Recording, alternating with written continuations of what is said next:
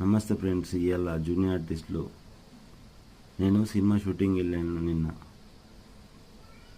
పోలీసులు ప్రజలు కొట్లాడే scene. Dummy లాఠీలు ఇవ్వాలి, కానీ అవి డమ్మీ లాఠీలు కొంతమందికి ఇచ్చారు, కొంతమందికి రియల్ లాఠీలు ఇచ్చారు.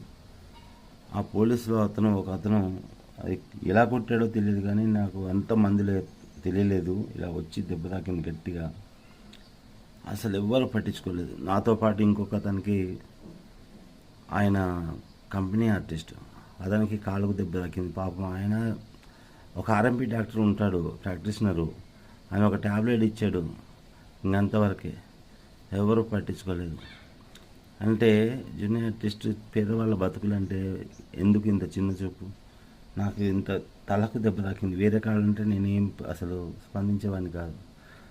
ఏమన్నా అయితే ఎవరు బాధ్యులు? దీని గురించి ఆలోచించాలి, అందరూ తెలియాలని.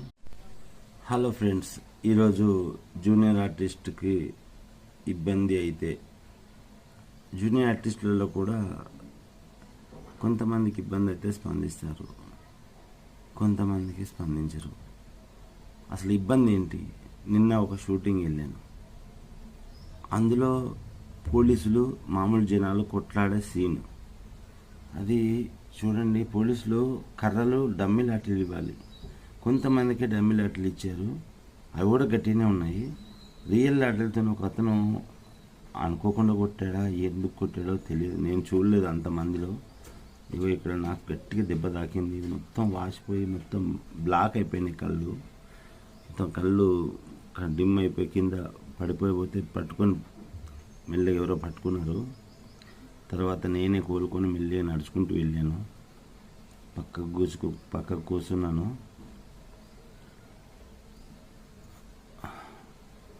ఒక ఆర్ఎంపీ డాక్టర్ ఎవరో ఉన్నారు, ప్రాక్టీషనరు.